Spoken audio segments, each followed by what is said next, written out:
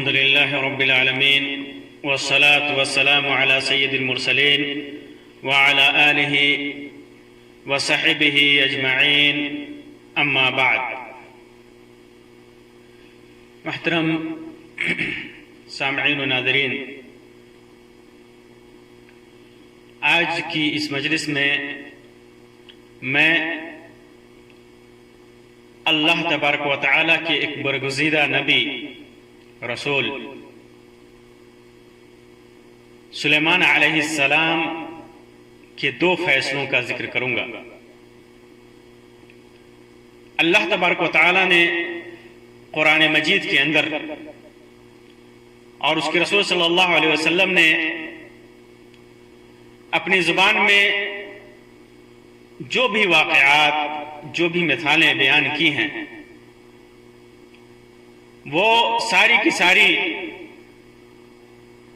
مثالیں، سارے کے سارے واقعات، سارے کے سارے قصے اور کہانیاں، وہ سب انسان کو غور و فکر اور تدبر کی دعوت دیتی ہے۔ اللہ تبارک و تعالیٰ نے جگہ جگہ یاد دلایا کہ یہ سب واقعات اور یہ سب قصے اور کہانیاں تمہارے لیے عبرت کے لیے میں نے نازل کی ہے۔ جگہ جگہ اللہ تبارک و تعالیٰ نے اس چیز کی وضاحت کی۔ انہی قصوں اور انہی کہانیوں اور مثالوں میں سے سلیمان علیہ السلام کے واقعات آتے ہیں۔ ان کا ذکر اللہ تبارک و تعالیٰ نے قرآن میں کئی جگہ کیا ہے، اور اللہ کے رسول صلی اللہ علیہ وسلم نے کئی جگہوں پر ان سے متعلق باتیں بتائی ہیں۔ باتیں ان سے متعلق بہت لمبی ہیں۔ یہ تو معلوم ہے کہ سلیمان علیہ السلام جو داؤد علیہ السلام کے بیٹے تھے، داؤد علیہ السلام جو اپنے وقت کے نبی تھے اور اللہ تبارک و تعالیٰ نے انہیں حکومت بھی دی تھی، وہ اپنے وقت کے حکمراں بھی تھے، نبی بھی تھے۔ انہی کے بیٹے سلیمان علیہ السلام، انہوں نے اللہ تبارک و تعالیٰ سے دعا کی تھی۔ حالانکہ بچپن ہی میں اللہ تبارک و تعالیٰ نے ان کو علم و حکمت عطا کیا تھا، ایسی فہم عطا کی تھی کہ جس کا بیان جگہ جگہ اللہ تبارک و تعالیٰ نے کیا ہے۔ بہت ہی عقل مند تھے۔ انہوں نے دعا کی تھی اللہ تبارک و تعالیٰ سے، کہا تھا، اللہ تعالیٰ نے ذکر کیا ان کی اس دعا کو، قال رب اغفر لی وہب لی ملکا لا ينبغی لأحد من بعدی انک انت الوہاب۔ اے میرے رب، مجھے معاف کر اور مجھے ایسی حکومت عطا فرما کہ میرے بعد کسی کے شایان نہ ہو، کسی کو ایسی حکومت نہ ملے۔ تو بہت بڑا دینے والا ہے، عنایت کرنے والا ہے۔ تو اللہ تبارک و تعالیٰ فرماتا ہے فَسَخَّرْنَا لَهُ الرِّيحَ تَجْرِي بِأَمْرِهِ رُخَاءً حَيْثُ أَصَابَ۔ تو اللہ تعالیٰ کہتا ہے کہ میں نے اس کو ایسی حکومت دی کہ ہوا کو اس کے تابع کر دیا، ہوا کو اس کے تابع کر دیا، اور وہ ہوا اس کے حکم سے بڑی نرمی سے چلتی تھی۔ جہاں پہنچانا ہوتا، سلیمان علیہ السلام کو جہاں جانا ہوتا، ہواؤں کو حکم دیتے اور وہ ہوائیں انہیں ان کے مقام تک نہایت ہی آسانی کے ساتھ، بہت ہی نرمی کے ساتھ وہ ہوائیں انہیں پہنچا دیتی تھی۔ کوئی خطرہ نہیں، کوئی پریشانی نہیں۔ وَالشَّيَاطِينَ كُلَّ بَنَّاءٍ وَغَوَّاصٍ، اور شیطانوں پر بھی ان کی حکومت دی، جو سب کے سب معمار تھے، بڑی بڑی عمارتیں بناتے، بڑے بڑے غوطہ خور تھے، غوطہ زن تھے، دریاؤں میں غوطے لگاتے۔ وَآخَرِينَ مُقَرَّنِينَ فِي الْأَصْفَادِ، اور کچھ ایسی بھی تھے جو زنجیروں میں جکڑے ہوئے تھے۔ هَذَا عَطَاؤُنَا، هَذَا عَطَاؤُنَا، یہ ہماری بخشش ہے۔ فَمْنُنْ أَوْ أَمْسِكْ بِغَيْرِ حِسَاب، بخشش ہے، احسان کر رہی، آپ کے پاس رکھ، کوئی حساب نہیں۔ کوئی حساب نہیں. وَإِنَّ عِندَنَا لَزُلْفَى وَحُسْنَ مَآب. اتنی بڑی حکومت دینے کے باوجود میرے نزدیک اس کا یعنی سلیمان علیہ السلام کا بہت بڑا مقام ہے، بہت بڑا مرتبہ ہے، عمدہ مقام ہے، بہترین مرتبہ ہے. سلیمان علیہ السلام کو اللہ تبارک و تعالیٰ نے عقل اور حکمت کے ساتھ ساتھ بہت بڑی حکومت بھی دی تھی. آپ کی حکومت نہ صرف انسانوں پر تھی بلکہ جن بھی آپ کے تابع تھے، جن بھی آپ کے تابع تھے. سلیمان علیہ السلام جانوروں تک کی بولیاں سمجھتے تھے، جیسا کہ اللہ تبارک و تعالیٰ نے اس سے متعلق سورۃ النمل میں واقعہ ذکر کیا ہے. جب چیونٹی کہتی ہے کہ سلیمان اور اس کی فوج آ رہی ہے، تم لوگ چھپ جاؤ کہیں ایسا نہ ہو کہ وہ کچل دیں، تو سلیمان علیہ السلام نے وہاں پر مسکرایا، ہنس دیا. سلیمان علیہ السلام وہاں پر مسکرا دیے تھے اور اللہ تبارک و تعالیٰ کا شکریہ ادا کیا تھا.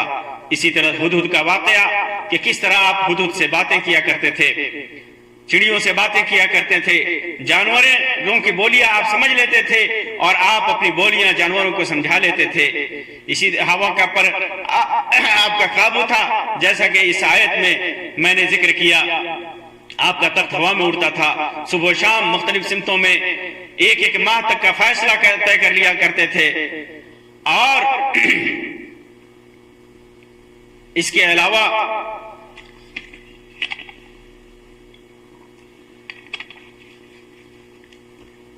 اللہ تبارک و تعالیٰ نے آپ کو اپنا مقرب بندہ بنا رکھا تھا. آئیے میں آپ کے سامنے جن دو واقعات کا ذکر کر رہا ہوں اس کا بیان کروں. دو فیصلے جو سلیمان علیہ السلام نے کیے تھے، وہ دو فیصلے کیا تھے؟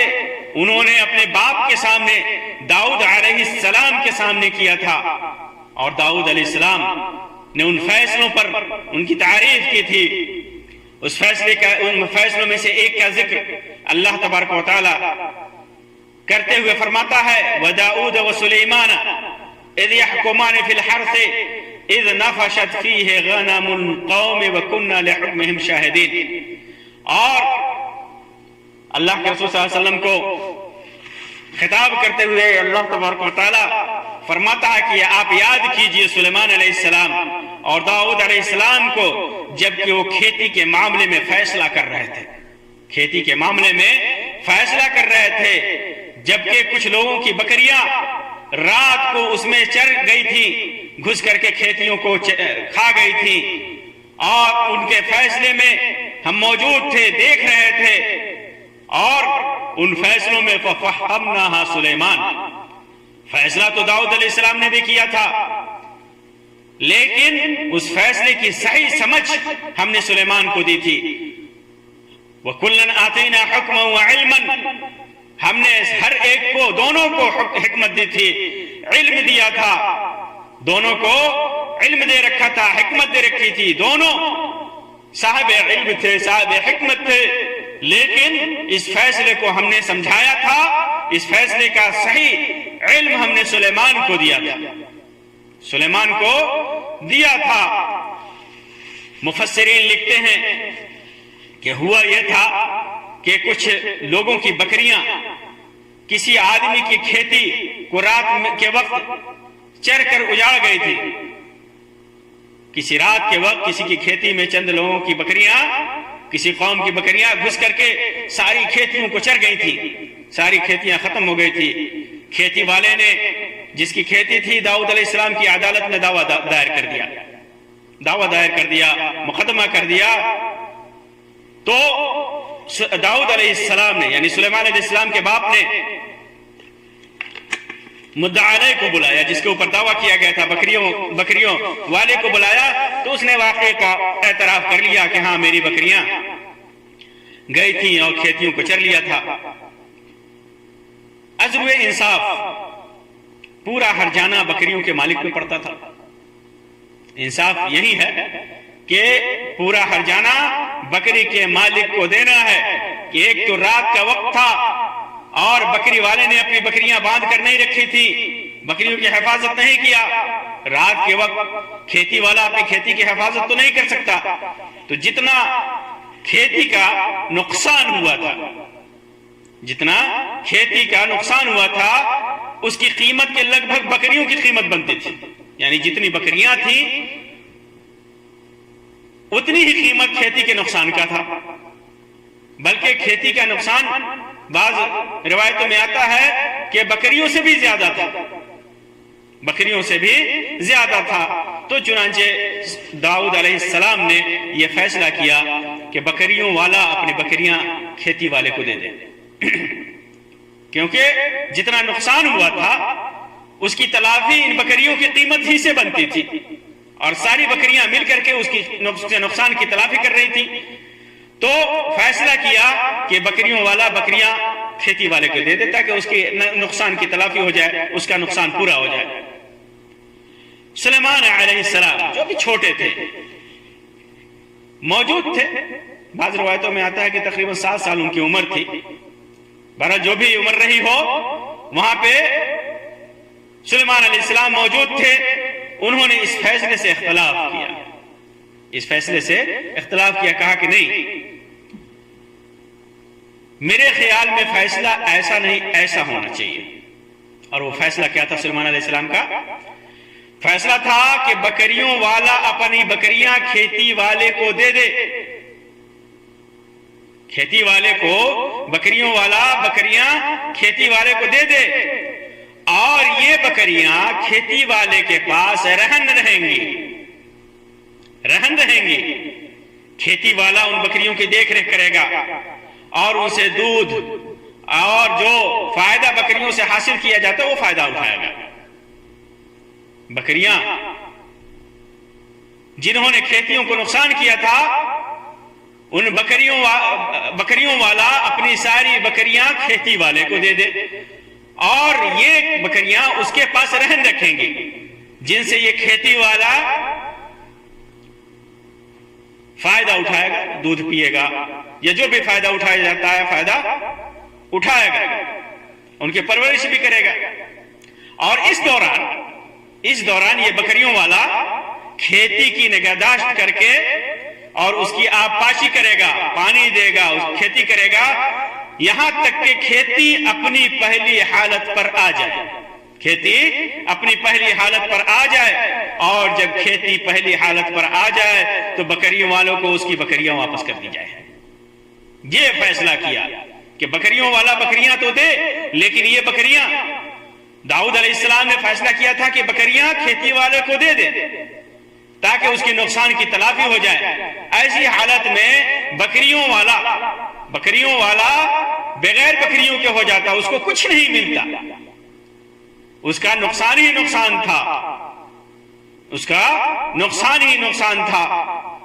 تو سلیمان علیہ السلام کے فیصلے میں یہ تھا کہ بکریوں والا بکریاں دے، لیکن یہ بکریاں کھیتی والے کی نہیں ہوں گی، رہن ہوں گی، اسے فائدہ اٹھائے گا، اس سے فائدہ اٹھائے گا، لیکن جب یہ کھیتی والا پوری کھیتی کر کے پہلی حالت میں کھیتی کو لا کر کے اس کو واپس کرے گا تو بکریاں واپس کر دے گا۔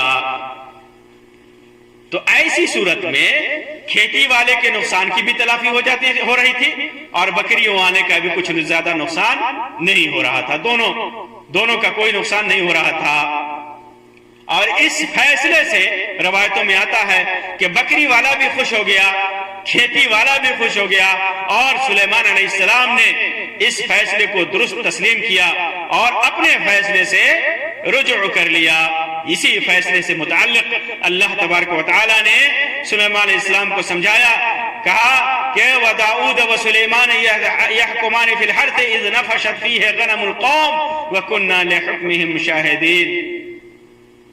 اسی فیصلے کی تعریف اللہ تبارک و تعالیٰ نے کی اور یاد دلایا انصاف اپنی جگہ پر ہے، فیصلے میں عدل اپنی جگہ پر ہے۔ تو یہ ایک فیصلہ سلیمان علیہ السلام کا جس کا ذکر قرآن مجید میں اللہ تبارک و تعالیٰ نے کیا۔ دوسرا فیصلہ، حکمت سے بھرا فیصلہ، حکمت سے بھرا فیصلہ جس کا ذکر اللہ کے رسول صلی اللہ علیہ وسلم نے کیا ہے، جیسا کہ صحیح بخاری اور صحیح مسلم وغیرہ کی روایت ہے ابو ہریرہ رضی اللہ تعالیٰ عنہ سے کہ اللہ کے رسول صلی اللہ علیہ وسلم نے ارشاد فرمایا کہ سلیمان علیہ السلام کے زمانے میں دو عورتوں میں ایک شیر خوار دودھ پیتے ہوئے بچے سے متعلق جھگڑا ہو گیا. ایک عورت، دونوں عورت کے بچے تھے. بعض روایتوں میں آتا ہے کہ دونوں سفر میں تھے سلیمان علیہ السلام، اسی دوران یہ واقعہ پیش آیا. تو ایک عورت کے بچے کو بھیڑیا اٹھا کر لے گیا، بھیڑیا کھا گیا اور ایک بچہ بچ گیا دونوں میں سے. تو دونوں عورتیں باقی بچے سے متعلق آپس میں جھگڑنے لگی. دونوں کا دعویٰ تھا کہ یہ میرا بچہ ہے. یہ کہتی تھی میرا بچہ ہے، دوسری کہتی تھی اور یہ دوسری کے بچے کو بھیڑیا لے گیا، اور دوسری کہتی تھی کہ نہیں یہ میرا بچہ ہے اور اس کے بچے کو بھیڑیا لے گیا.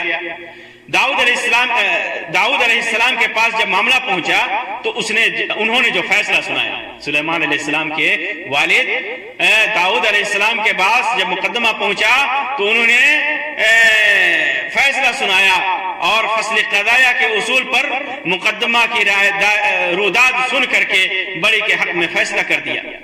اصل میں یہ فیصلہ نہیں ہو پا رہا تھا.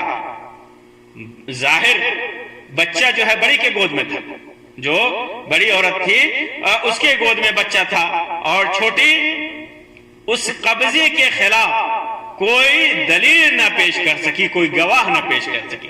بچہ بڑی کے گود میں تھا اور چھوٹی کا جو دعویٰ تھا وہ اپنے دعوے میں کوئی دلیل نہیں پیش کر سکتی تھی، کوئی گواہ نہیں پیش کر سکتی تھی، کوئی گواہ، کوئی دلیل نہیں. جب تو سلیمان علیہ السلام داؤد علیہ السلام نے جو فیصلہ دیا وہ بڑی کے حق میں دیا، کہ بڑی کے حق میں اس لیے دیا کہ بڑی کے پاس بچہ موجود ہے. یہ فیصلہ سن کر کے عورتیں جب واپس ہوئیں تو سلیمان علیہ السلام کے پاس سے گزری تو انہوں نے ان کے معاملے کی تفصیل دریافت فرمائی اور یہ سن کر کے کہا کہ ایسا کرو کہ ایک چھری لاؤ اور اس بچہ کے دو ٹکڑے کیے جائیں، ایک بڑی اور ایک چھوٹی کو دے دیا جائے. دو ٹکڑے کر کے ایک حصہ بڑی کو دے دیا جائے اور ایک حصہ چھوٹی کو دے دیا جائے. یہ فیصلہ سننا تھا کہ بڑی خاموش رہی. بڑی نے کچھ نہیں کہا، اس فیصلے پر خاموش رہے، لیکن چھوٹی کا دل تڑپ اٹھا. اس فیصلے سے چھوٹی کا دل تڑپ اٹھا. وہ چلانے لگی، منت و سماجت کرنے لگی اور کہا کہ اللہ کے لیے اس بچے کے ٹکڑے مت کرو، اس بچے کے دو ٹکڑے مت کرو. میں بڑی کے حق میں دستبردار ہوتی ہوں، میں یہ بچہ بڑی کو دے دیتی ہوں. مجھے یہ بچہ نہیں چاہیے، لیکن اس بچے کو قتل مت کرو، اس بچے کے دو ٹکڑے مت کرو. یہ ماں کا دل ہوتا ہے، یہ ماں کا دل ہوتا ہے، کسی بھی حالت میں اپنے بچے کی تکلیف برداشت نہیں کر سکتی. یہ سننا تھا. سلیمان علیہ السلام کو سمجھ گئے کہ حقیقت میں یہی ماں ہے، کہ جو عورت اپنے بچے کی تکلیف نہیں برداشت کر سکتی، وہ یہ نہیں برداشت کر سکتی کہ اس کے بچے کو دو ٹکڑے کیا جائے. بڑی خاموش ہے. اس کا مطلب یہ ہے کہ اس بچے سے متعلق اس کا دل محبت سے لبریز نہیں ہے، وہ خاموش ہے. اور جس دل میں محبت ہے وہی ماں ہو سکتی ہے. جس دل میں تڑپ ہے اس بچے کی تکلیف پر، اس بچے کے قتل پر، وہی ماں ہو سکتی ہے. تب سب کو یقین ہو گیا کہ یہ بچہ چھوٹی کا ہے اور بڑی کا جھوٹا دعویٰ ہے. چنانچہ اس بچے کو لے کر کے سلیمان علیہ السلام نے چھوٹی کو دے دیا. یہ دو فیصلے سلیمان علیہ السلام کے قیامت تک لوگوں کے درمیان بیان کیے جاتے رہیں گے. ان دو فیصلوں کا ذکر اللہ تبارک و تعالیٰ نے اور اس کے رسول نے اس انداز میں کیا ہے کہ لوگ اس سے نصیحت حاصل کریں، عبرت حاصل کریں اور یہ سمجھ لیں کہ یہ انبیاء کرام اللہ تبارک و تعالیٰ کے برگزیدہ انبیاء اور رسول ہیں. اللہ تبارک و تعالیٰ کے کروڑوں کروڑ ان کے اوپر درود و سلام ہو اور ان کے ساتھ ہمارے نبی اکرم صلی اللہ علیہ وسلم پر درود و سلام ہو. وآخر دعوانا ان الحمد للہ رب العالمین وصلی اللہ علی خیر خلقہ وسلم. والسلام علیکم ورحمۃ اللہ وبرکاتہ.